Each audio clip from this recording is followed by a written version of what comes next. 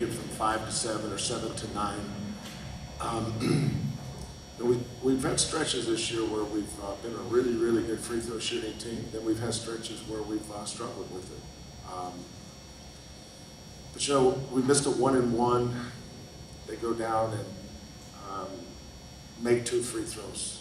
You know, it was almost, you know, they're making their free throws, we're missing our free throws, and the game's starting to get a little tighter. And all of a sudden, the 2 seeds play on the 10 seed, and human nature starts taking over. That happens. You know, these are human beings. Our kids were, you know, they get a little tight. You know, I don't know if it's, I think Rob went to the line after he had made a great play to get fouled, and he misses both. They go down, and I think it was Osakowski made both of his. Then all of a sudden, the game goes from 7 to 5 to 3. All of a sudden, it's tied. I think we had a turnover in there somewhere. But you know, in the last month, last 6 weeks, you know, we've made the plays to win the game, no matter where it was. At Connecticut, Cincinnati, SMU. These kids have had a great year. I hate that it had to end in the tournament this way, because there's a tendency to focus on this and not the entire body of work. So this kid over here has meant the world to me in this program. The 2 years I've been here at University of Houston, I'd give almost anything for him to have had some success in this tournament so he could extend his career a little bit. But you know, sometimes life has hard lessons. This is a lesson that they've got to learn. You know, it's a game we felt like we could have won. I don't like saying the word should. It's a game we could have won, but you got to do what it takes to win the game. Obviously, we didn't. Questions for Laurent?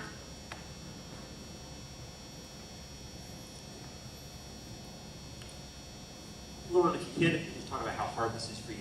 You know, you guys came into this week wanting to make a run here, wanting to go out on the same high you guys had come in with.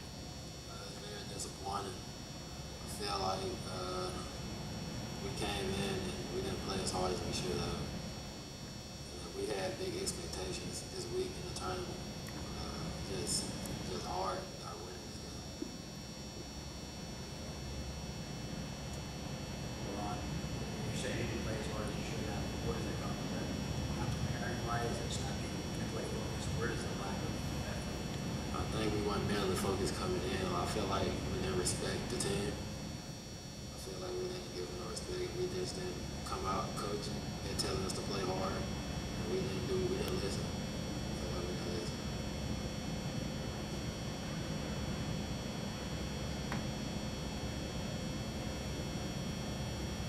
Laurent, if you had to diagnose the major problem, whether it's with the team or with your performance tonight, what would you put that on? If there's a single thing you boil it down to. Free throw shooting, rebounding. I felt like I could have done better free throw shooting. I was 1 for 6. I'll take blame for that, but as a team, we didn't rebound as good as we should have. We didn't play tough. I feel like we didn't play tough at all. Any other questions for Laurent? Thank you, Laurent.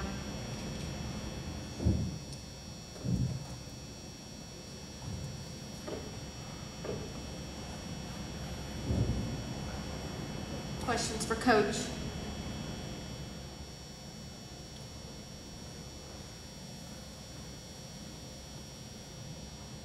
Coach, as a team, you beat soundly twice, and something was different here today. Laurent just said you guys didn't come out and play tough. Is that a fair assessment? If you had to diagnose, what would you say? I'm not going to disagree with that, but you know, Tulane played well. You know, we didn't, even though we beat them twice, we kind of struggled with them both times. I mean, Osakowski is a hard matchup for us, but I didn't. And obviously, we can play better. You know, we struggled the entire first half. We're up 8, and I think what was our biggest lead? How much? Yeah, we go up 10, and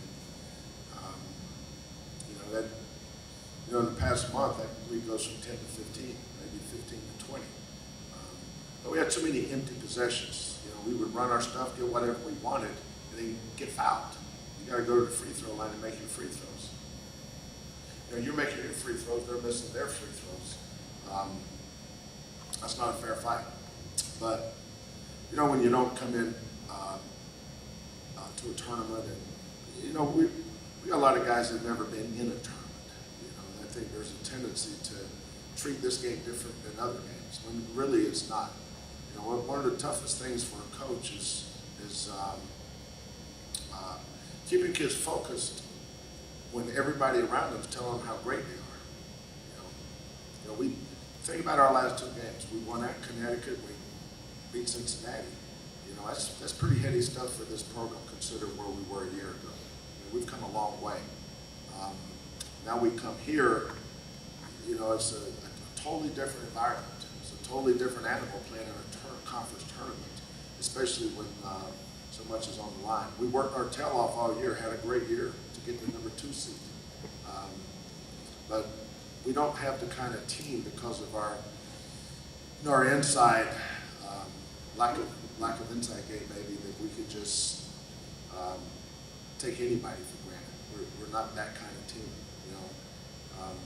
Especially when we don't compete. There's a difference in playing hard and competing. I thought our kids played hard tonight. You know, LeBron's upset. There's what he said is right because he said it. But we played hard, but we didn't compete. And that's been a staple of this program all year long. We've competed. That's how we beat SMU. That's how we beat LSU. That's how we beat Cincinnati. How we won at Connecticut, because we competed. Tonight, from the get-go, it didn't feel right. I don't know why, you know, but it didn't feel right. You know, maybe we get back and talk to them individually. We can come up with something better. But you know, when you lose a game like this, the first thing you do is, as a head coach, you take responsibility.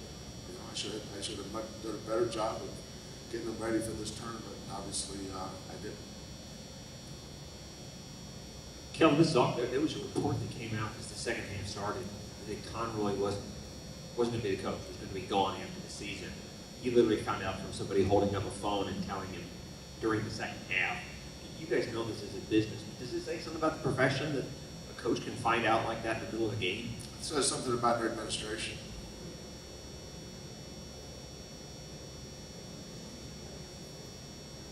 If that's accurate.